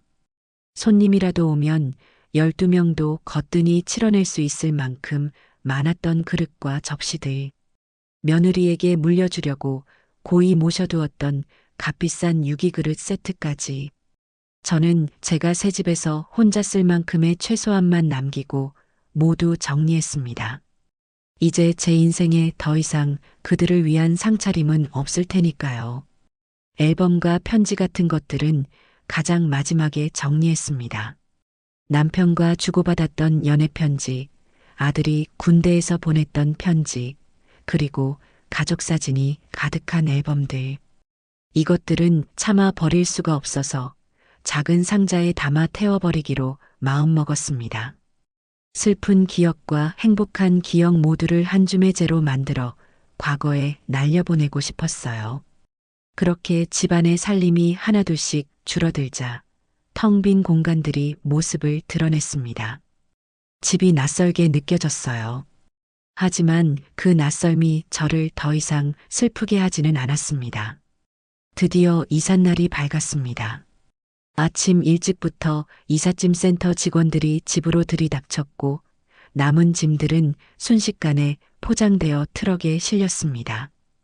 저는 그 모든 과정을 소파에 앉아 묵묵히 지켜보기만 했습니다.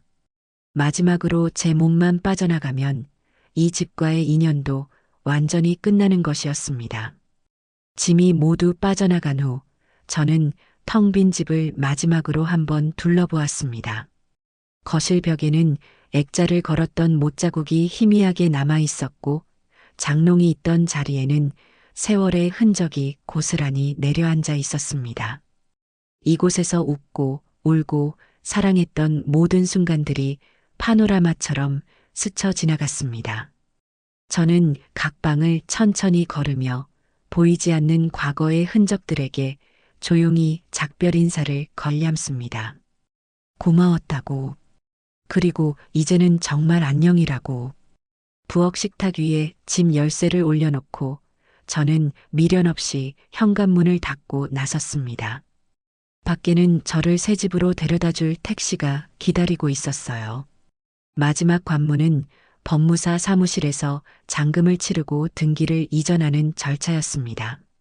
사무실에는 집을 산 젊은 부부가 먼저 와서 저를 기다리고 있었습니다. 그들의 얼굴에는 설렘과 기쁨이 가득했어요. 서류 몇 장에 서명을 하고 남은 잔금이 제 통장으로 입금되는 것을 확인했습니다. 통장에 찍힌 엄청난 액수의 숫자를 보니 비로소 제 손에 쥐어진 자유의 무게가 실감났습니다. 이제 저는 경제적으로 누구에게도 아쉬운 소리를 할 필요가 없는 완전한 독립체가 된 것이었습니다. 모든 절차를 마치고 법무사 사무실을 나서자 저는 입구에서 기다리고 있던 두 사람과 마주쳤습니다. 아들 만석이와 며느리 미주였습니다. 한 달 만에 본 그들의 모습은 처참하기 그지없었습니다. 만석이는 살이 훌쩍 빠져 얼굴이 반쪽이 되어 있었고 늘 꼿꼿하던 미주는 어깨가 축 처진 채 땅만 내려다보고 있었어요. 아마 오늘이 잔금 날이라는 것을 알고 마지막으로 저를 붙잡기 위해 이곳까지 찾아온 모양이었습니다. 그들은 제 앞에 서서 아무 말도 하지 못했습니다. 그저 애원과 원망이 뒤섞인 눈으로 저를 바라볼 뿐이었죠. 지난번처럼 고함을 치거나 악을 쓰지도 않았습니다. 그들의 침묵은 그 어떤 고함보다 더 절박하게 들렸습니다. 잠시 후 미주가 먼저 입을 열었습니다. 그녀의 목소리는 작게 떨리고 있었어요. 어머니, 저희가 정말 잘못했어요. 정말 죄송합니다. 제발 저희를 용서해 주세요.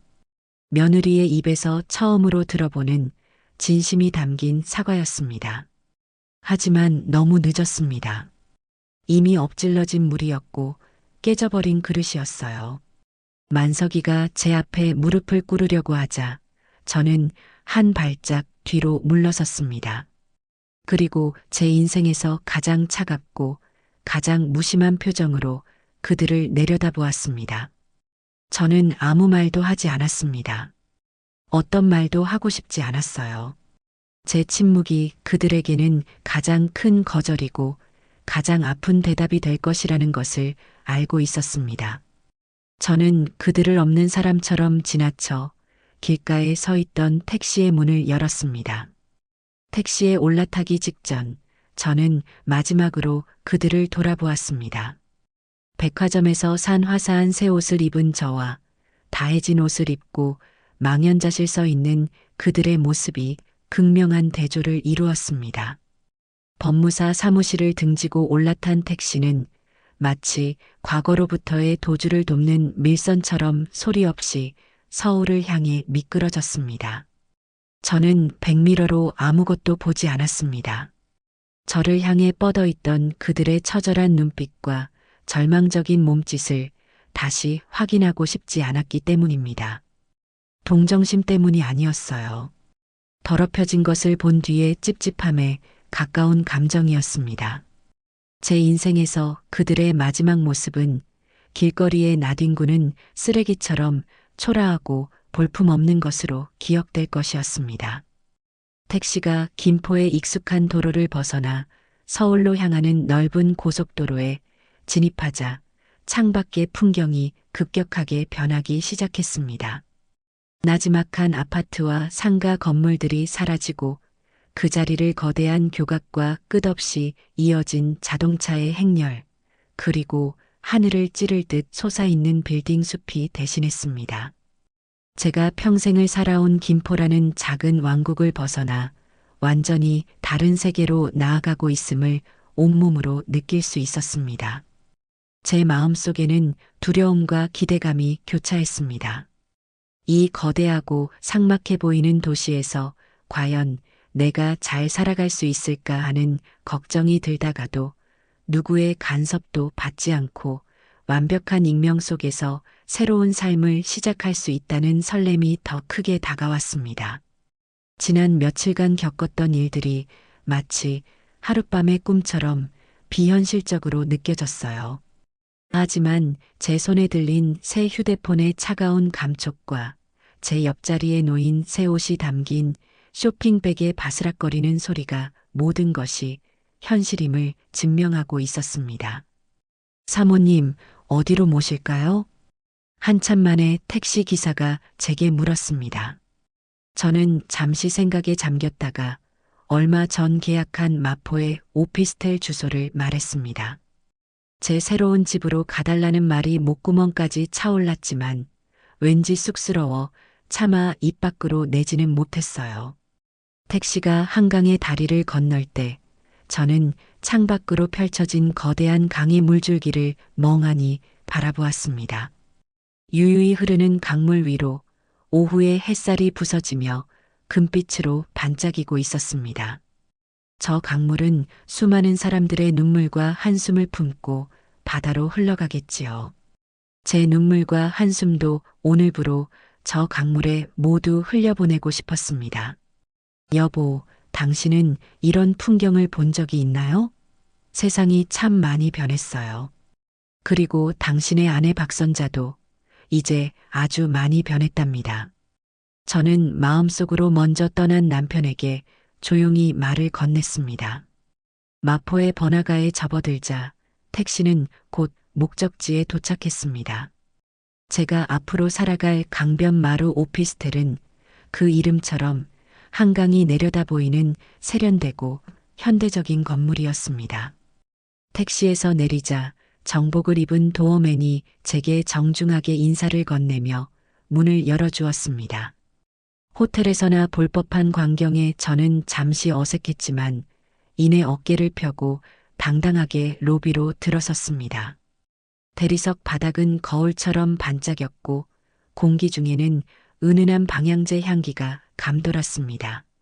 모든 것이 제가 살아온 낡고 오래된 주택과는 차원이 달랐어요. 조용한 승강기를 타고 18층에서 내리자 길고 깨끗한 복도가 나타났습니다. 저는 제 집인 1802호 앞에서 잠시 멈춰서서 심호흡을 했습니다. 그리고 며칠 전 부동산에서 받은 카드키를 꺼내 도어록에 가져다 댔습니다. 삐리릭 하는 경쾌한 전자음과 함께 제 인생 이막의 문이 열렸습니다. 집 안으로 들어서는 순간 저는 저도 모르게 숨을 멈췄습니다. 거실 전면을 차지한 통유리창 너머로 서울의 심장부와 유유히 흐르는 한강의 풍경이 제 발 아래에 펼쳐져 있었습니다. 자동차들은 장난감처럼 작게 보였고 사람들은 보이지도 않았어요. 마치 제가 세상의 꼭대기에 올라와 있는 듯한 아찔하고도 황홀한 기분이었습니다. 아직 가구 하나 들어오지 않은 텅 빈 공간이었지만 그 어떤 화려한 저택보다 더 완벽하게 느껴졌습니다. 이곳은 오롯이 저 박선자만을 위한 공간이었으니까요. 저는 신발도 벗지 않은 채 창가로 다가가 한참이나 바깥 풍경을 내려다보았습니다. 제 눈에서는 뜨거운 눈물이 흘러내렸습니다. 하지만 그 눈물은 슬픔이나 분노의 눈물이 아니었어요. 고통의 시간을 견뎌내고 마침내 새로운 세상에 발을 디딘 제 자신에 대한 대견함과 앞으로 펼쳐질 날들에 대한 벅찬 기대감이 뒤섞인 감격의 눈물이었습니다. 한참을 그렇게 서 있다가 저는 결심했습니다. 제 새로운 인생의 첫 번째 식사는 제게 가장 큰 모욕을 안겨주었던 바로 그것으로 장식하기로. 저는 아직 사용법도 익숙하지 않은 스마트폰을 꺼내 배달 앱을 열었습니다.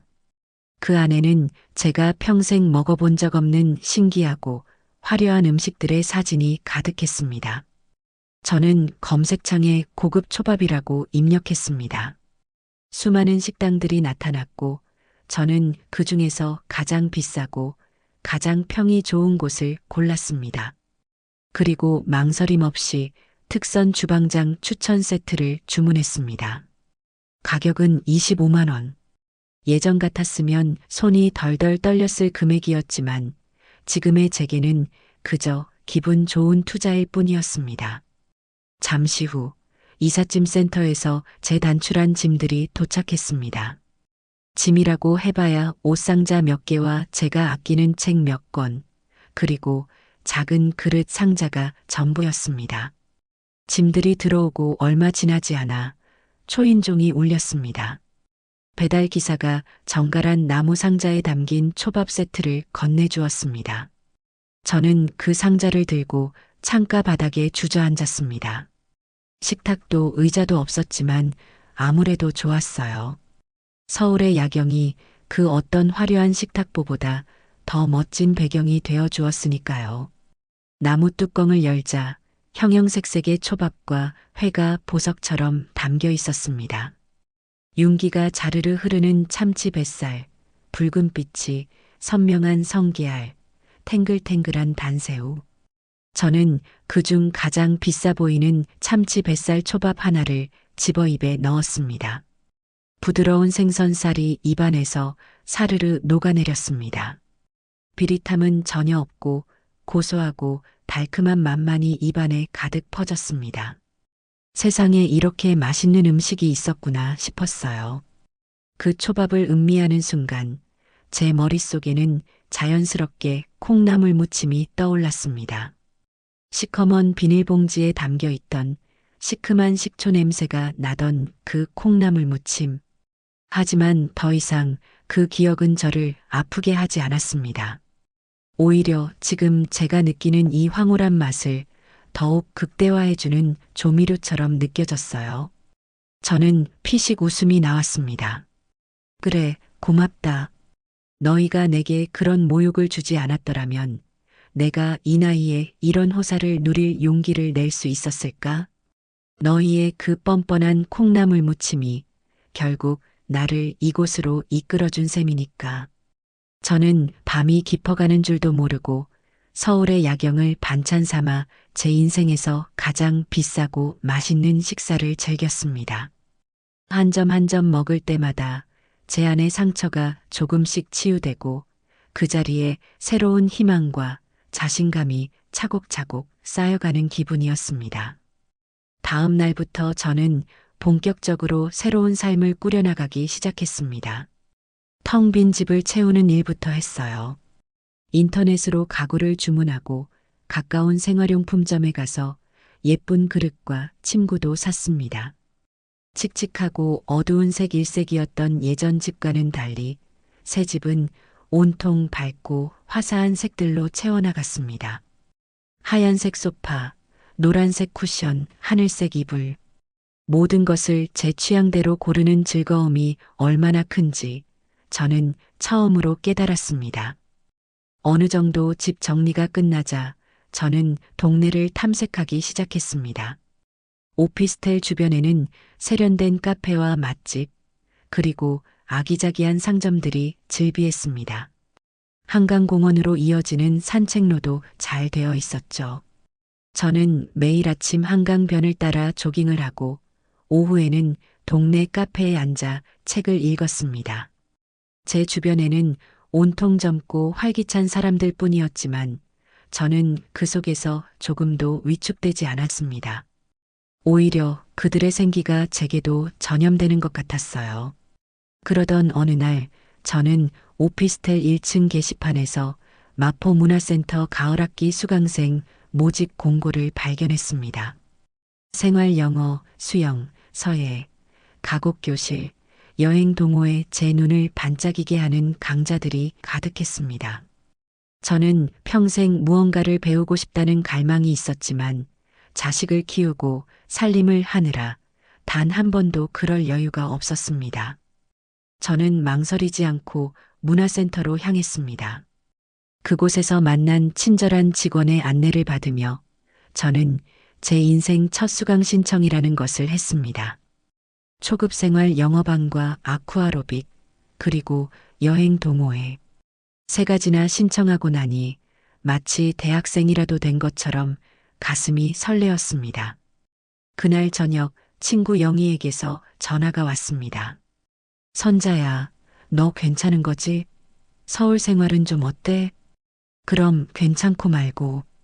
나 여기 와서 아주 신세계 구경하고 있다. 헬스장도 공짜고 바로 앞이 한강이고 오늘은 문화센터에 등록까지 했어. 제 들뜬 목소리에 영희도 기쁘게 웃어주었습니다. 그러다 조심스럽게 입을 열었어요. 저기 선자야. 내 아들 말인데. 만석이? 그 녀석이 뭐.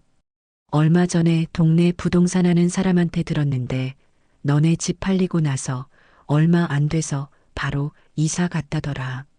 원래 살던 아파트보다 훨씬 작고 낡은 빌라로. 아마 내가 집 판 돈으로 뭐라도 좀 보태줄 거라 생각했는데 그게 어긋나서 대출금 갚기가 빠듯했던 모양이야. 그리고 내 며느리는 만나는 사람마다 붙잡고 내 욕을 그렇게 하고 다닌다더라. 자식 내쫓은 매정한 시어머니라고. 듣자 하니 식당에 나가서 그릇이라도 닦는 모양이야. 영희의 말을 듣는 제 마음은 놀랍도록 평온했습니다. 예전 같았으면 가슴이 철렁 내려앉고 그래도 내 아들인데 하며 마음 약해졌을지도 모릅니다. 하지만 지금의 저는 달랐습니다. 영희야, 그건 이제 내 소관이 아니다. 그래 알겠다. 내가 괜한 소리를 했네. 아니야, 알려줘서 고맙다. 하지만 정말로 이제 나와는 상관없는 사람들이야. 그들이 빌라에 살든 길바닥에 나앉든 그건 그들이 선택한 인생의 결과일 뿐이지. 나는 이제 내 인생 살기도 바쁘다. 제 단호한 말에 영희는 더 이상 아무 말도 하지 않았습니다. 저는 전화를 끊고 창밖을 바라보았습니다. 강 건너 빌딩들의 불빛이 보석처럼 반짝이고 있었습니다. 저 수많은 불빛 아래에서 수많은 사람들이 각자의 인생을 살아가고 있겠지요. 저 역시 이제 저 불빛들 중 하나가 되어 온전히 제 힘으로, 제 의지로 반짝일 것이었습니다. 과거의 그늘은 더 이상 제 빛을 가릴 수 없었습니다. 가을이 깊어지면서 저의 새로운 일상도 제법 자리를 잡아갔습니다. 아침에 일어나 한강변을 산책하고 오전에는 문화센터에서 새로운 것들을 배우고 오후에는 새로 사귄 친구들과 차를 마시며 수다를 떠는 나날이 이어졌습니다. 하루하루가 지루할 틈 없이 즐거웠고 밤에 잠자리에 누울 때면 내일은 또 어떤 재미있는 일이 기다리고 있을까 하는 설렘에 미소가 절로 지어졌습니다. 문화센터 수업은 제게 새로운 활력을 불어넣어 주었습니다. 특히 수영과 생활 영어는 제게 가장 큰 변화를 가져다 주었죠. 아쿠아로빅 수업 첫날, 저는 수십 년 만에 처음으로 수영복이라는 것을 입었습니다.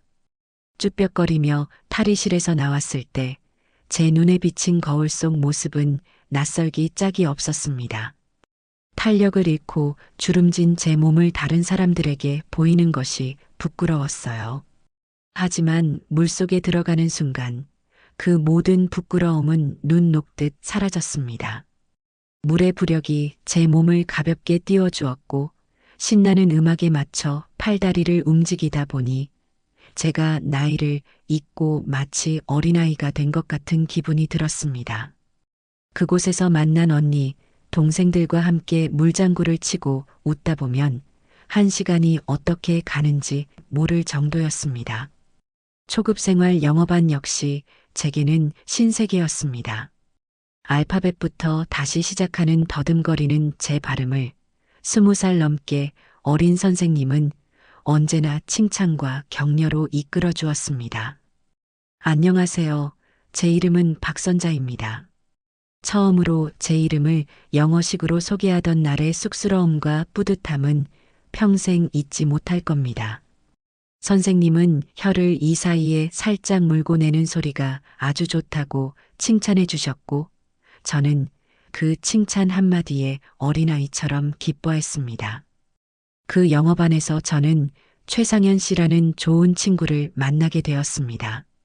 저와 비슷한 연배에 몇 년 전 아내와 사별하고 혼자 지내시는 분이었습니다.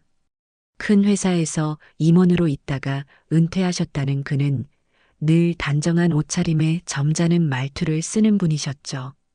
우리는 수업 시간에 짝이 되어 함께 대화 연습을 하다가 자연스럽게 친해졌습니다. 박 선생님, 오늘 배운 표현으로 연습 한번 해볼까요? 오늘 날씨가 참 좋네요. 어머, 최 선생님, 발음이 참 좋으세요. 저는 아직도 받침 있는 단어는 발음하기가 어려워서 큰일이에요. 우리는 서로의 서툰 발음을 칭찬해주고 수업이 끝나면 함께 카페에 가서 그날 배운 문장들을 복습하기도 했습니다. 최 선생님은 아는 것이 많으면서도 유머 감각이 있는 분이어서 그와의 대화는 언제나 즐거웠습니다. 우리는 영어 공부뿐만 아니라 요즘 읽고 있는 책이나 재미있게 본 영화, 가끔은 살아가는 이야기에 대해서도 대화를 나누었습니다. 그는 제 과거에 대해 꼬치꼬치 묻지 않았고, 저 역시 그의 사생활을 깊이 파고들지 않았습니다.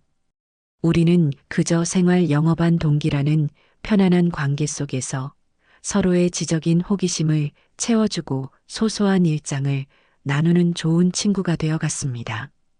그것은 제가 평생 경험해보지 못했던 아주 세련되고 편안한 관계였어요.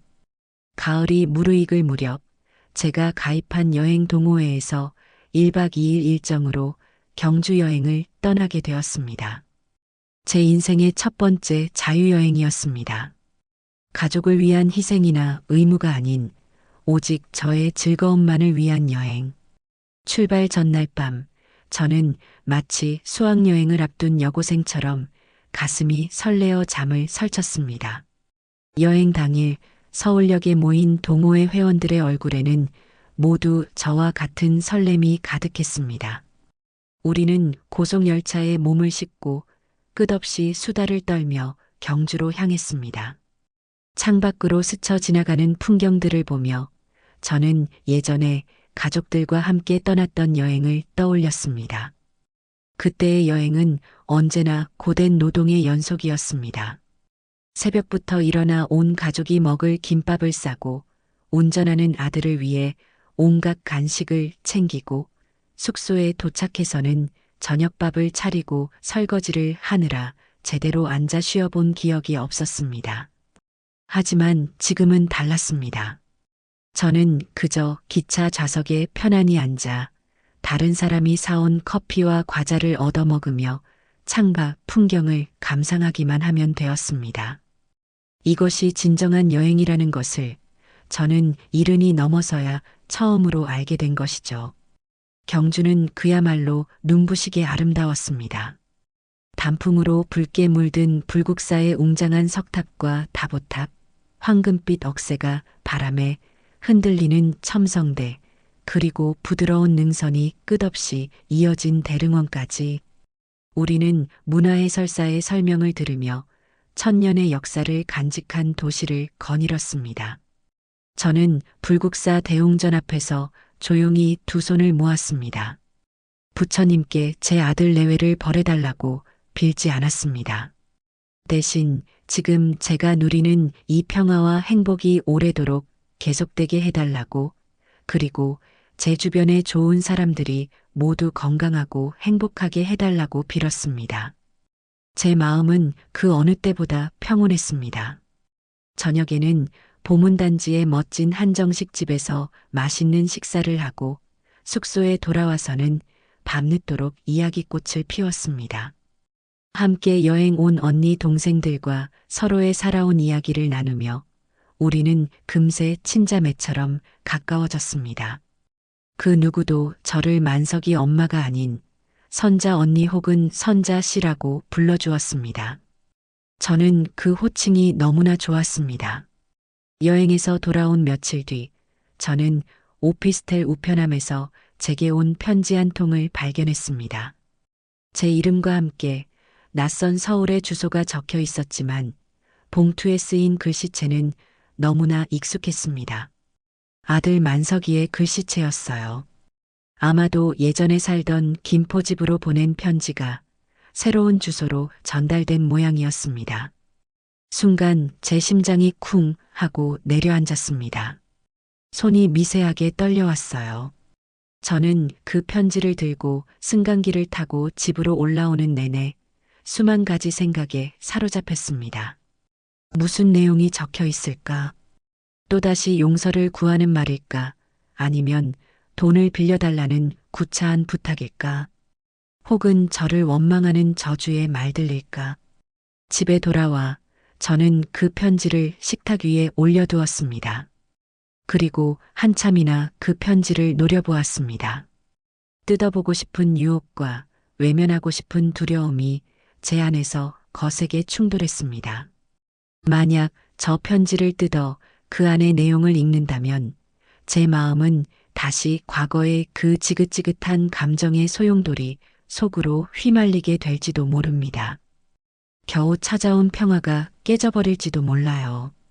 저는 그 편지를 들고 거실을 몇 바퀴나 서성였습니다.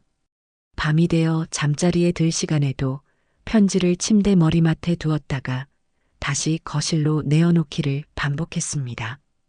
과거의 망령이 마치 저 편지 봉투 안에 봉인되어 저를 유혹하는 것만 같았습니다. 다음 날 아침 저는 밤새 저를 괴롭혔던 그 편지를 들고 결심한 듯 현관을 나섰습니다. 그리고 아파트 단지의 쓰레기 분리수거장으로 향했습니다. 저는 그곳에 있는 종이 재활용 수거함 앞에 섰습니다. 그리고 마지막으로 편지 봉투를 한번 내려다보았습니다. 제 이름 석자 아래에 적힌 아들의 이름. 이제는 정말로 놓아주어야 할 때였습니다. 저는 눈을 질끈 감고 편지를 수거함 깊숙이 밀어 넣었습니다. 편지가 다른 종이들 사이로 떨어지는 소리가 희미하게 들렸습니다. 저는 더 이상 뒤돌아보지 않았습니다. 과거는 이제 재활용되어 사라질 쓰레기에 불과했습니다. 저는 집으로 돌아와 창문을 활짝 열었습니다. 눈부신 아침 햇살이 거실 안으로 쏟아져 들어왔습니다. 제 인생은 이제 이렇게 밝고 투명하고 과거의 그림자가 없는 곳이어야 했습니다. 시간은 쏜살같이 흘러 제가 서울에 새로운 둥지를 튼 지 꼭 1년이 되는 날이 돌아왔습니다. 저의 73번째 생일 아침이었습니다.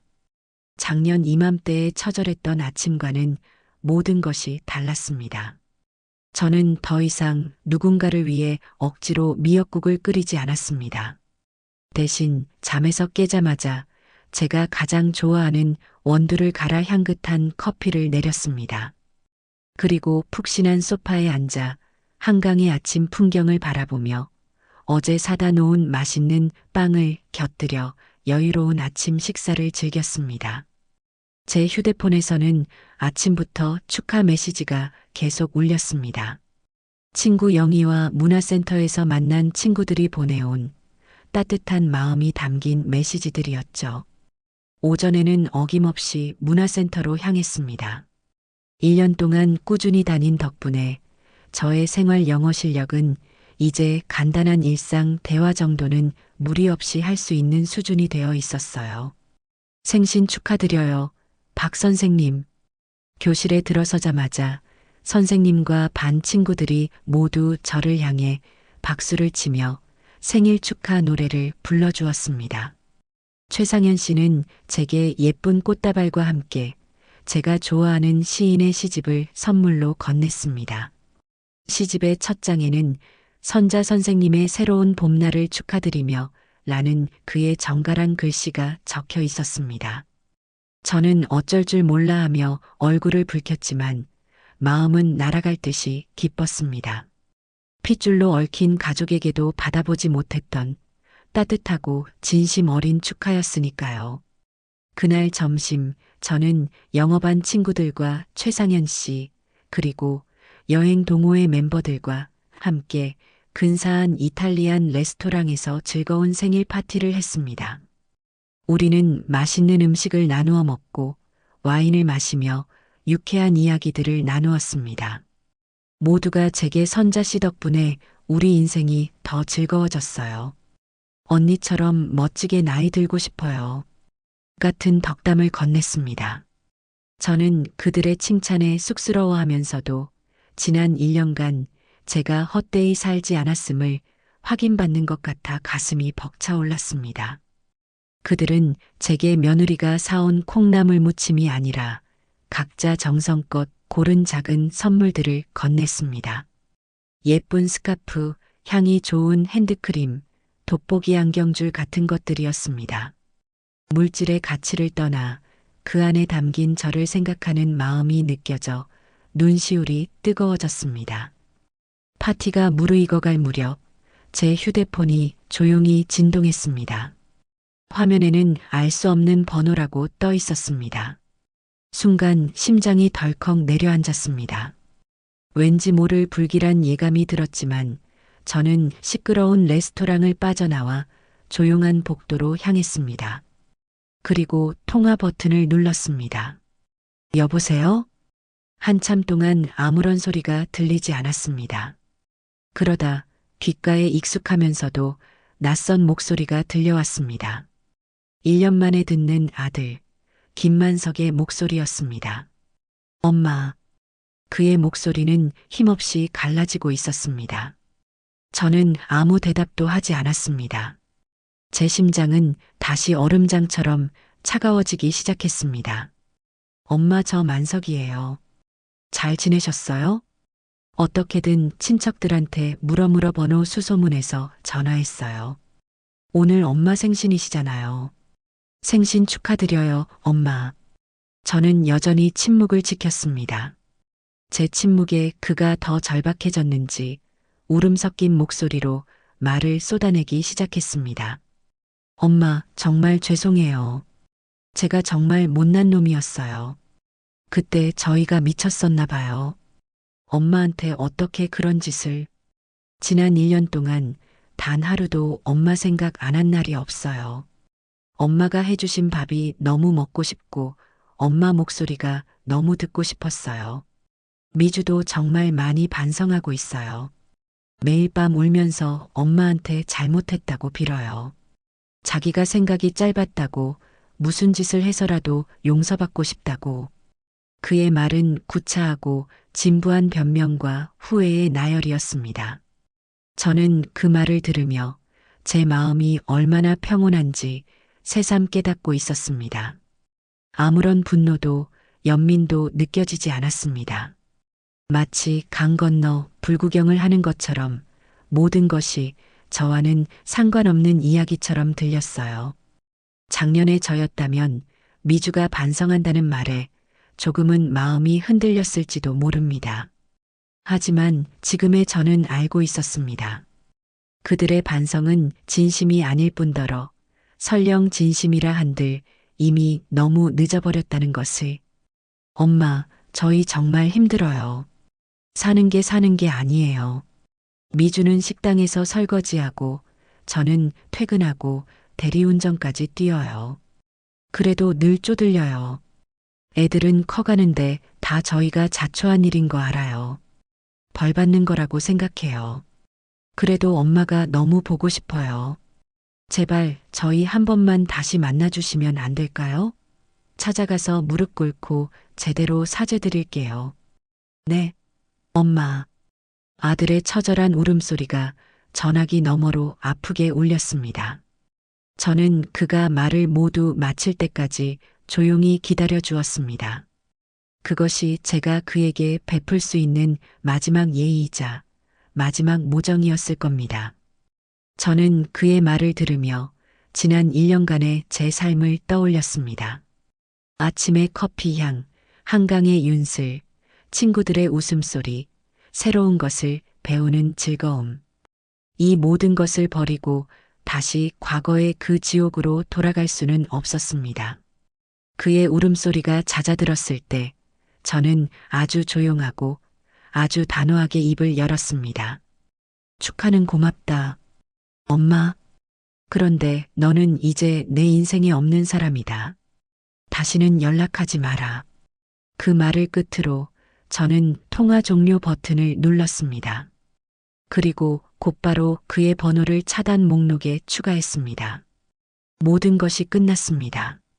정말로 완벽하게요. 저는 깊게 숨을 들이마셨다가 천천히 내쉬었습니다. 눈물이 나지 않았습니다. 오히려 마지막까지 저를 붙잡고 있던 과거의 그림자를 제 손으로 완벽하게 떼어낸 듯한 엄청난 해방감이 밀려왔습니다. 저는 잠시 복도 창가에 서서 제 모습을 비춰보았습니다. 화사한 새 옷을 입고 보기 좋게 미소 짓고 있는 늙은 여인.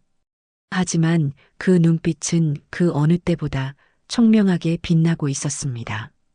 저는 얼굴에 다시 환한 미소를 띠고 레스토랑 안으로 들어갔습니다. 저를 기다리던 친구들이 무슨 일이냐고 물었지만 저는 그저 아니야, 별일 아니었어. 광고 전화였나 봐. 하고 웃어넘겼습니다.